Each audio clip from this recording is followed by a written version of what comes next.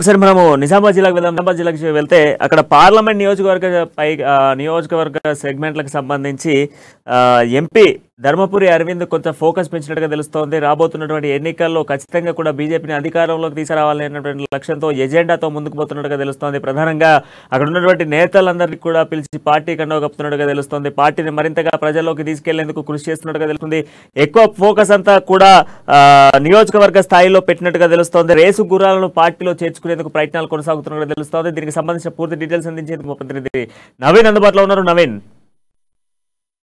Thank you Praneeth. ఎన్నికలు సమీపిస్తున్న తరంలో నిజామాబాద్ జిల్లాలో ప్రధానంగా 14 పార్టీలకు కూడా ఫోకస్ పెట్టాయి. ముఖ్యంగా కింది స్థాయి నుండి పార్టీని బలోపేతం చేసేందుకు కూడా పావులు కదుపుతున్నాయి. ఇందులో భాగంగా ఇటు బీజేపీ పార్టీ కాస్త ముందని చెప్పచ్చు. ఎందుకంటే బీజేపీ పార్టీ ఇటు నిజామాబాద్ జిల్లా ఎంపీ ధర్మపురి అరవింద్ తన మాటల తోటలతో తనకంటూ ఒక ఇమేజ్ సంపాదించుకున్నటువంటి ధర్మపురి అరవింద్ ఇప్పుడు ఎన్నికల తమ నిజామాబాద్ పార్లమెంట్ సంబంధించిన 7 నియోజకవర్గాలపై ప్రధానంగా దృష్టి పెట్టినట్లు తెలుస్తుంది. అయితే ప్రధానంగా గెలుపు గుర్రాల లక్ష్యంగా కూడా అయితే 7 నియోజకవర్గాలు ఉన్నాయో, 7 నియోజకవర్గాలు రానున్న రోజుల్లో ఖచ్చితంగా గెలుపు కోసము ఎవరైతే గెలుపు గుర్రాలు ఉన్నారో వారిని పార్టీలో చేర్చుకునేందుకు కూడా పక్క ప్రణాళికతో ముందుకు వెళ్తున్నట్లు తెలుస్తుంది. ఇందులో భాగంగా ఇటు ఆరుమూరు నియోజకవర్గం చూసుకున్నట్లయితే ఆరుమూరు నియోజకవర్గంలో బీఆర్ఎస్ పార్టీ నుండి ఇటు జీవన్ రెడ్డి ఉన్నాడు, ఎమ్మెల్యేగా ఉన్నాడు. అతను అదే ఢీ కొట్టాలంటే ఖచ్చితంగా ఇటు సామాజికంగా ఆర్థికంగా బలమైన నాయకుడు ఉండాలి. గతంలో వినయ్ రెడ్డి అక్కడ పోటీ చేసి ఓడిపోయినప్పటికీ అతను కాస్త తగ్గినట్లు కూడా కనిపిస్తుంది. అయితే అక్కడ ఎమ్మెల్యే జీవన్ రెడ్డి ఢీ కొట్టాలంటే ప్రత్యేక బలమైన నాయకుడు ఉండాలి.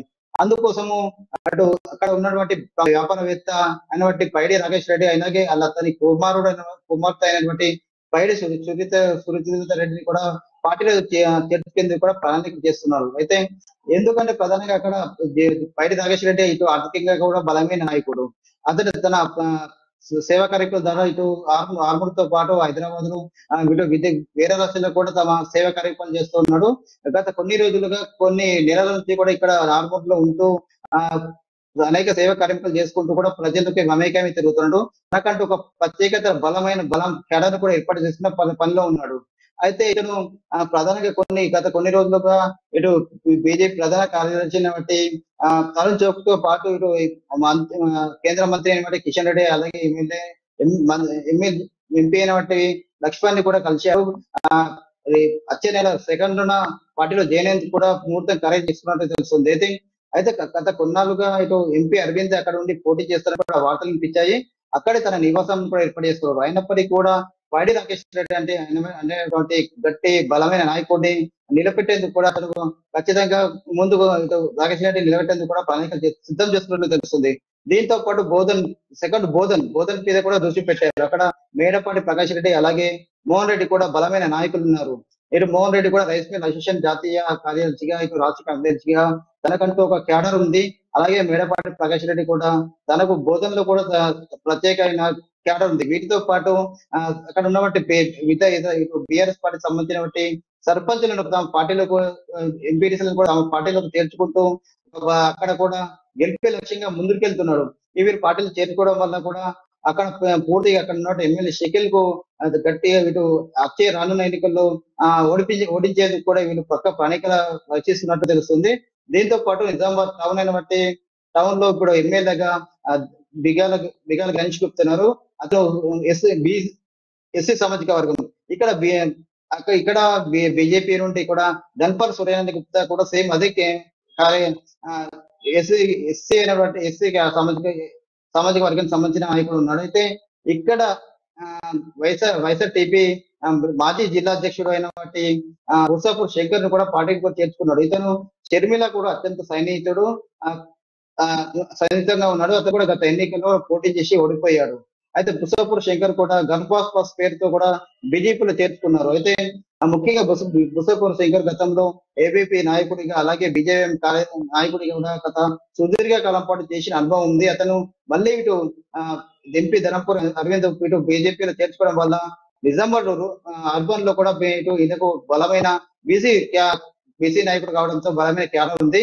ఇతను బీసీ ఇటు పార్టీలు చేరుకోవడం వల్ల బీసీలు కూడా ఇటు బీజేపీ కూడా దగ్గరయ్యే అవకాశం ఉందని చెప్పవచ్చు.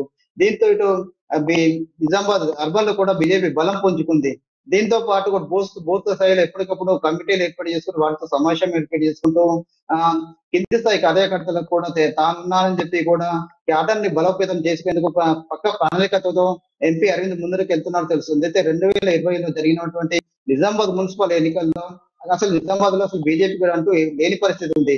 ఆ సమయంలో ఇప్పుడు అరవింద్ ఎంపీ అయిన తర్వాత 28 సీట్లు 60 సీట్ల కానీ 28 సీట్లు బీజేపీ గెలుచుకుంది. అంటే బీజేపీ పక్క ప్రణాళికతో ఎంపీ అరవింద్ కూడా కింది స్థాయిలో కూడా పార్టీని బలోపేతం చేసుకుంటూ రానున్న ఎన్నికల్లో పార్లమెంట్ ఎన్నికల్లో పార్లమెంట్ సంబంధించినటువంటి 7 అసెంబ్లీ స్థానాలు ఖచ్చితంగా గెలుపు కోసం కూడా ఎంపీ అరవింద్ ముందరకు వెళ్తున్నట్టు తెలుస్తుంది.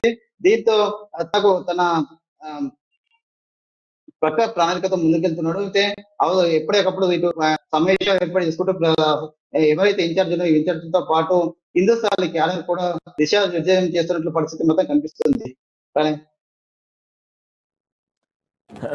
నేను అంతేకాకుండా ఇప్పుడు క్షేత్ర స్థాయిలో ధర్మపురి పూర్తి స్థాయిగా అంటే ఇటు బీసీలకు సంబంధించి కావచ్చు, మైనార్టీలకు సంబంధించినటువంటి ఓట్లు కావచ్చు, లైక్ ఇప్పుడు మనం చెప్పుకుంటే రాకేష్ రెడ్డికి సంబంధించిన వర్గపు ఓట్లను కావచ్చు, వీటన్నిటిని కూడా చీల్చాలి, వీటన్నిటిని కూడా బీజేపీ వైపు మరచాలి అన్నటువంటి ఆలోచనతో పాటుగా కేంద్రం నుంచి ఇటు కిషన్ రెడ్డి కావచ్చు, అమిత్ షా లాంటి వాళ్ళని కూడా తీసుకొచ్చి ఇటు నిజామాబాద్ జిల్లాలో కొంత హెవీ ఫోకస్ ఈ 2 నెలల్లో పెట్టాలి అన్నటువంటి ఆలోచన. అదేవిధంగా ఇప్పుడు గతం నుంచి కూడా మనకు ఒక చర్చ సాగుతోంది. ఎంపీ అరవింద్ సారి అసెంబ్లీ ఎన్నికల్లో నిలబడబోతా ఉన్నారు అన్నటువంటి ఒక వార్తలు కూడా వినబడుతూ ఉన్నాయి. సో ఈ దిశగా కొంత యాక్షన్ ప్లాన్ సిద్ధం చేస్తున్నారని చెప్పుకోవచ్చు. అది ఖచ్చితంగా కావచ్చు. ఎందుకంటే ఎంపీ అరవింద్ కూడా ఇటు నిజామాబాద్ ఇటు నిజాం జిల్లా సంబంధించి ఆర్మూర్ కూడా పోటీ చేస్తున్నట్టు కూడా వార్తలు నింపుతాయి. ఎందుకంటే అక్కడనే ఎంపీ అరవింద్ కూడా తన నివాసాన్ని ఏర్పాటు చేసుకున్నాడు. అయితే దీంతో పాటు ఇక్కడ ఉన్నటువంటి ఎమ్మెల్యే అయినటువంటి జీవన్ కూడా గట్టి నాయకుడు. ఇటు జీవన్ రెడ్డి కూడా కొన్నాళ్ళుగా దమ్ముంటే తనపై పోటీ చేయాలని కూడా సవాల్ వేసిన పరిస్థితి కనిపిస్తుంది. దీంతో అక్కడ ఎంపీ అరవింద్ అక్కడ అర్బన్ నివాసం ఏర్పాటు చేయడంతో అక్కడ నుండి ఎంపీ అరవింద్ పోటీ చేస్తారని చెప్పి ఇక్కడ వార్తలు వినిపించినప్పటికీ కూడా అనుకోని పరిణామాల మధ్యలో ఇప్పుడు అక్కడ ఉన్నటువంటి రాకేష్ రెడ్డిని ఇప్పుడు బీజేపీలో చేర్చుకోవడానికి కూడా చేర్చుకోవడం జరుగుతుంది. దీంతో అక్కడ నుండి ఇక్కడ రాకేష్ రెడ్డికి ఎమ్మెల్యే జీవన్ రెడ్డికి పోటీగా ఖచ్చితంగా నిలబెట్టే అవకాశం ఉంది. దీంతో పాటు తాను తన మాటలు తోడలతో తనకంటూ ఒక ఇమేజ్ ఉంది. కిషన్ రెడ్డికి ఇటు ఉన్న బీజేపీ కొంతమంది నాయకుల్లో అని చెప్పవచ్చు. ఎందుకంటే తన మాటలతో డైరెక్ట్ కేసీఆర్ ని కావచ్చు, కేటీఆర్ ని కావచ్చు, కవితని గారు మాటలతో తూటలు పిలుస్తూ ఉంటాడు. అయితే ఎంపీ అరవింద్ కూడా రానున్న ఎన్నికల దృష్టిలో పెట్టుకుని కిషన్ రెడ్డి కావచ్చు, జాతీయ నాయకులను కూడా పిలిచి మరింత పార్టీని కూడా జిల్లాలో ఇటు జోష్ పెంచేందుకు కూడా కింది స్థాయి నాయకుల్లో జోష్ పెంచేందుకు కూడా పక్క ప్రణాళికతో ముందుకు వెళ్తున్న పరిస్థితి మొత్తం కనిపిస్తుంది. రోజుల్లో ఇటు జాతీయ నాయకులను దించి బహిరంగ సభలు పెట్టి మరి ఇటు తన ఉన్నటువంటి 7 నియోజకవర్గాలకు సంబంధించి 7 నియోజకవర్గాల్లో తన నాయకులు క్యాడర్ కూడా గెలిపించేందుకు కూడా పక్క ప్రణాళికతో ముందరికి వెళ్తున్నట్టు తెలుస్తుంది.